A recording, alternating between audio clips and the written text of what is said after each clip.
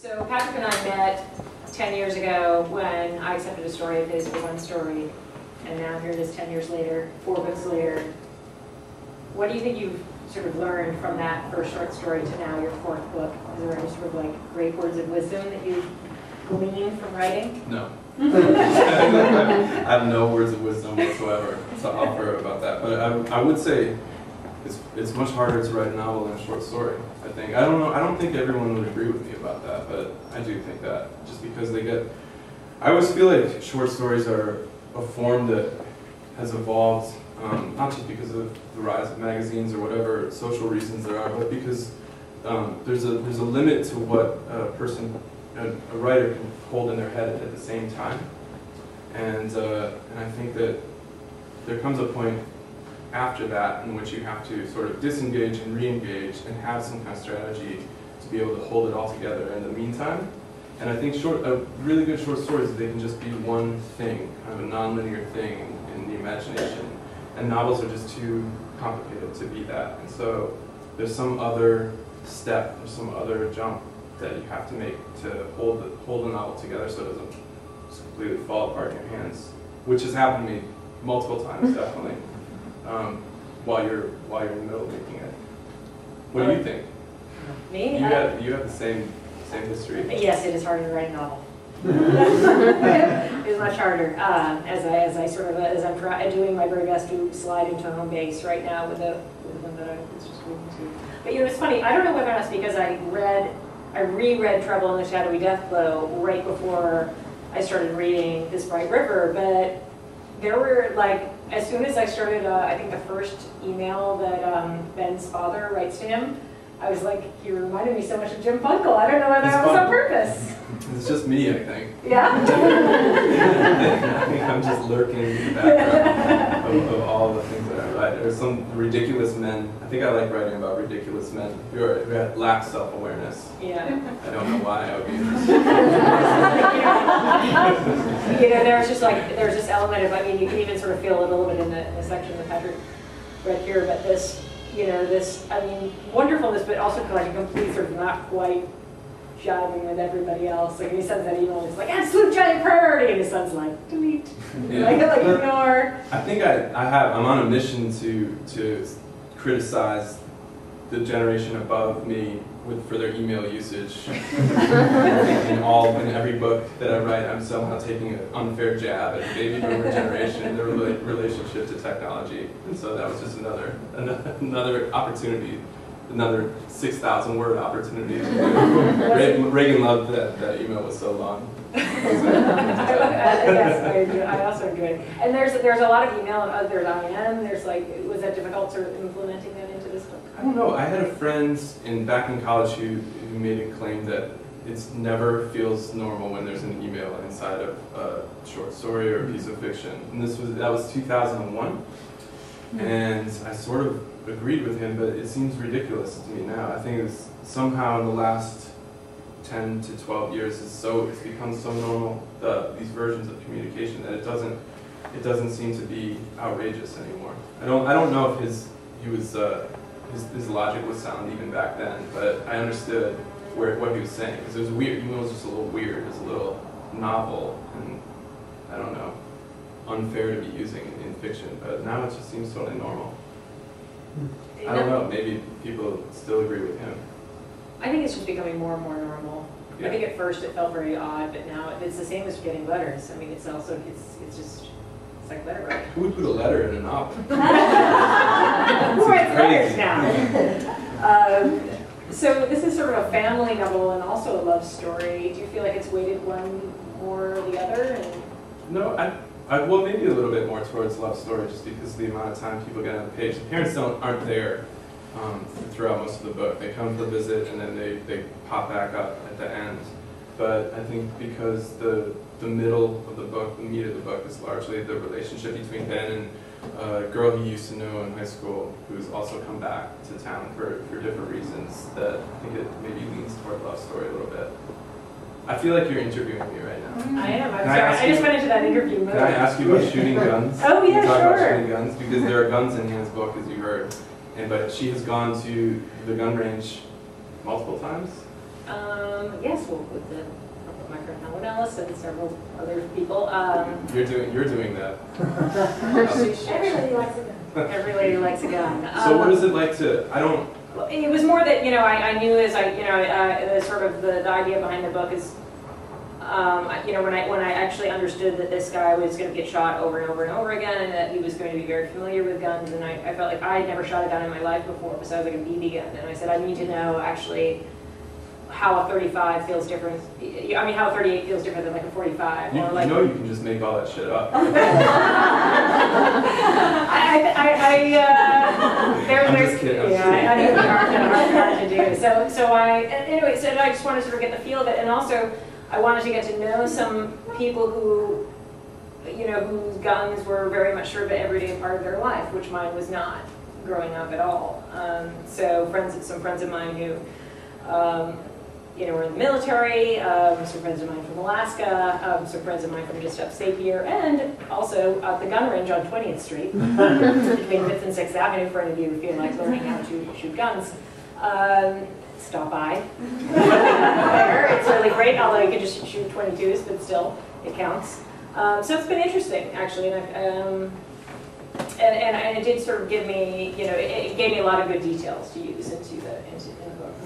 I know I made a joke about it, but my mother is always mad at me my mother's a landscape architect and knows everything about all trees and wildlife and Wisconsin history and landscape. She knows everything about everything. She's always mad at me for making mistakes with small details in reality.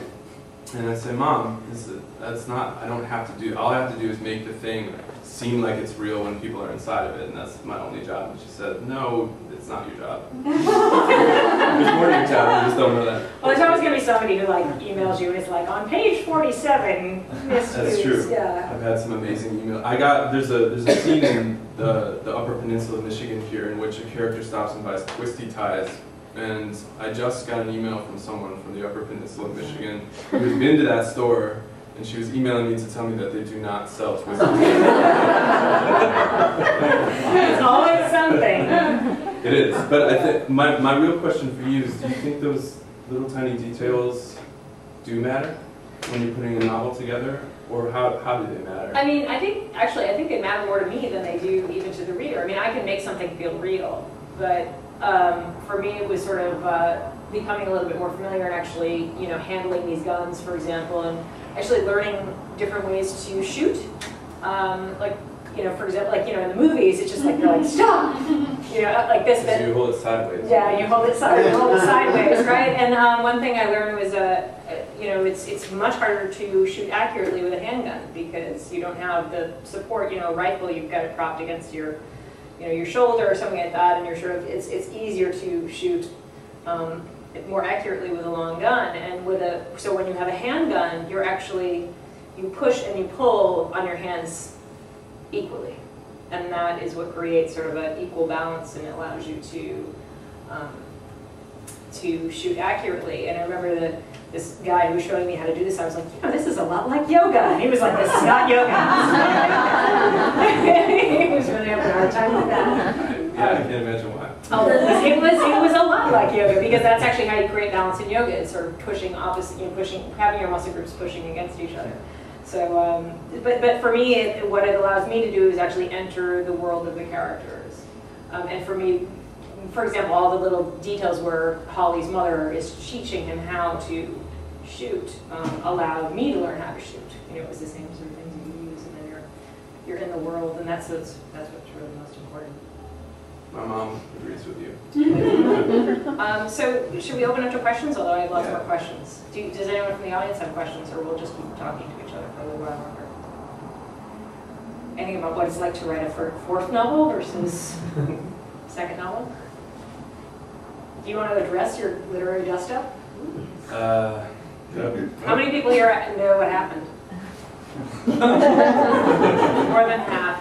I think that the article that you wrote for Slate, for those of you who haven't read it, please go online tonight and read it, because every writer I know who read it just was like passing it around and just felt so much camaraderie with you, and thought also that the way you handled everything about the situation was just done with humor and with heart and with class.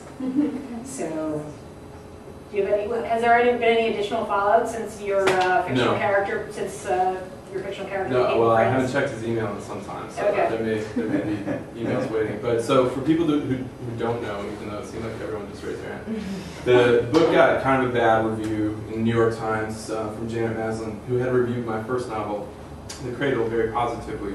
And there were also some sort of factual problems with the review as well. And so I think and I ended up writing an article that was sort of a response to that.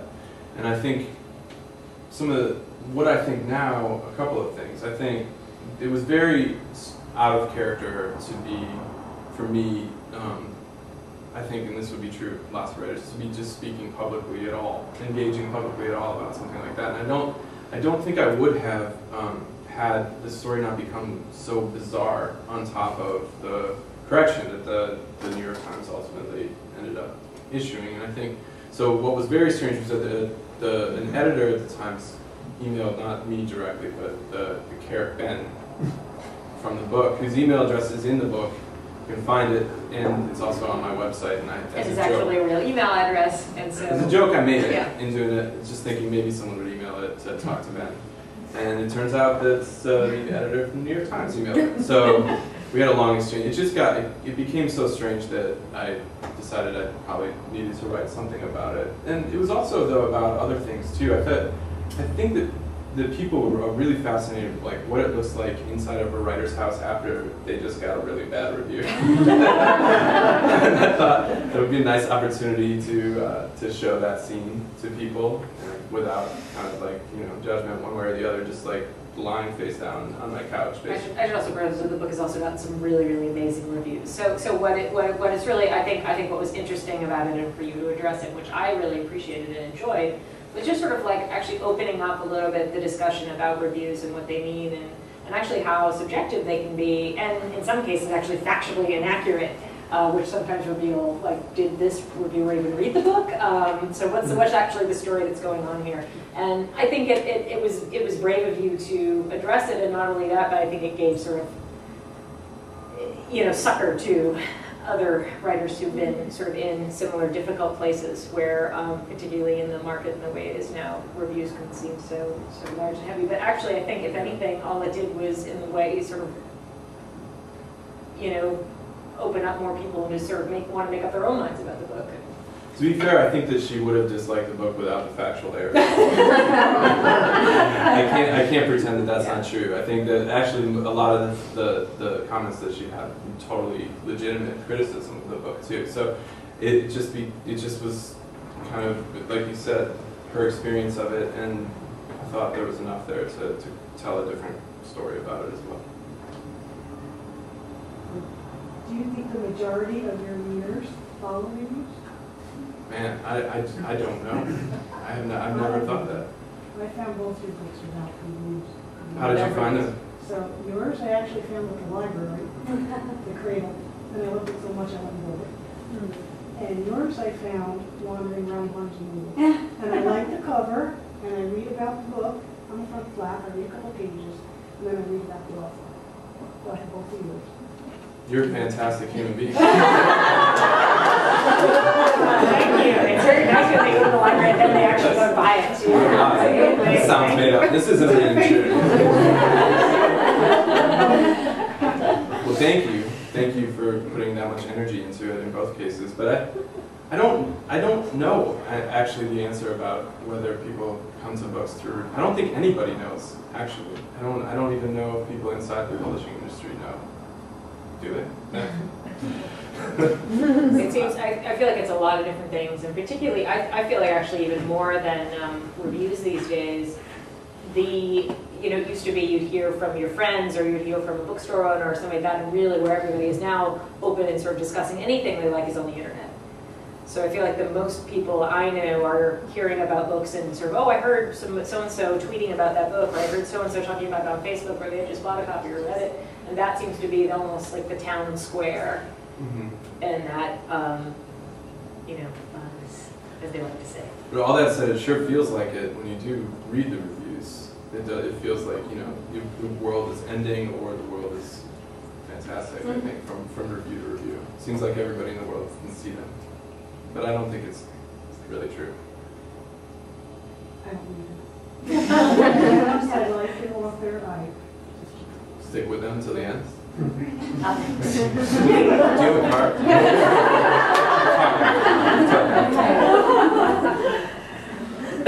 you have any other questions? Yes, in fact.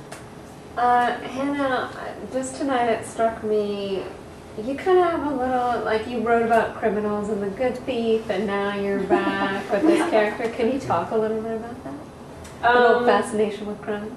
Criminals. Yeah, I mean, I would have to say that sort of one of the topics I'm most interested in, and the one that I write about the most, is violence and the different forms that it takes, and the kind of people that commit it or don't, and why, and circumstance. So once again, here I am, sort of trying to explore it in a different way.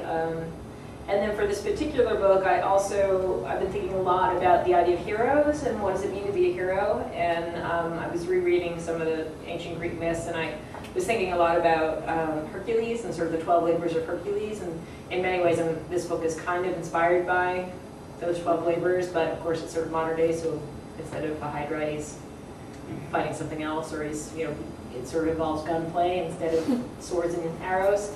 You know, just, you know, and also it's sort of just looking at,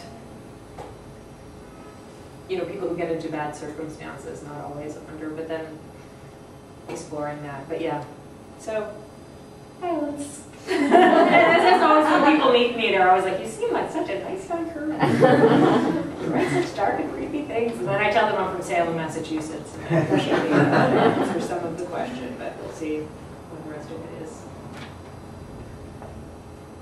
Questions? Yes? Patrick, I had a question about when you talked about writing from the standpoint of a character whose background you know better in This Bright River. But at the same time, This Bright River sort of has two main characters, and, you know, Ben and Warren. Was the character, how did Warren develop as a character, and I guess the sort of was she intended to be as different from Ben at the beginning, and how did that evolve? I think actually one of the first things that I wrote that is in the book was a scene between Lauren and a doctor that she was having an affair with when they were in the camp in Chad. Lauren is someone who has done something like Doctors Without Borders, and she's now returned back to St. Helens after a very bad experience with that. And while there in Chad, she had an affair with the head doctor, and she found him to be sort of powerful and manipulative at the same time. I had a combination of those two traits. And then one of the first things that I wrote was this conversation between her and him in the morning, after they had slept together and they were going out. It was like dawn, and they were both going to go out into the camp again. And I had no intention. I hadn't thought about the book at all. It was just a scene, and I liked the idea of a character who maybe had come from not a very worldly place, but who was really smart and was becoming extremely aware of the ways in which really complicated men can be manipulative and abusive. And so I like the idea of dramatizing a really smart woman who was really growing and paying attention to that, like analyzing a man who she had sort of initially just been drawn to romantically or impulsively. And so I wrote that scene out, and I liked it a lot. And I think after writing that scene, I started working on the character around that idea. And so that's different than Ben, like I said. Yeah, like I was thinking with him about guys who, men I think too, I didn't think it's gendered, men who throw away privilege and seem to become self-destructive for no identifiable reason. So they're totally different, I guess. What was that? Was that the first thing you wrote? Well, I'm curious, like, what, do you write in sequence, or was that? Usually, I don't, Yeah. This though is all over the place. It's just a lot of different pieces and a lot of different ideas, kind of with many different threads of thought, I think, over the years, converging into one book. And so is the first thing you wrote, is it still part of the Yeah, book? it's in there. It's with Lauren in the camp. Oh, that's really good. So that's it. Amy? I sort of know what you're going to say, but like, so you're essentially addressing like my question was more like, are you plotters? Like, do you plot out the whole arc sort of before you start, and you just answer the question with no? How did you assemble? How did your narrative come to be ultimately assembled? Was it a sort of process of discovery as we went along? And what about you, Hannah? You know, my story, which is, I don't write in order, and it's all very complicated. I have like sort of visions, and I try to write that vision, and then something sort of springs from that, and then I sort of build out from it. So it's almost like, what happened right before this? Oh, I'll write that. Then what happens right after it? And I'll write that. And then really with this book, I've just been jumping, chapters, years ahead sometimes, because I don't know what happens next in the story, but I know what happens. I know eventually they're going to end up in Alaska. So I'm just like jumping ahead and then writing that, and then being like, okay, well, I'm in Alaska. I actually understand how they got there, and then I go back and write pieces. So that's advice I've been giving people if you're stuck and you don't know what comes next in your book. If you know something that happens at some point, and you know that, write that scene, and then sometimes that can help you find your way again. But it's getting complicated. For me, I think, Stephen King, I think in his writing book said that he doesn't want to know the ending, because if he knows the ending, then he feels as though the reader will be able to predict it too, and that won't be fun at all. And that seems crazy to me.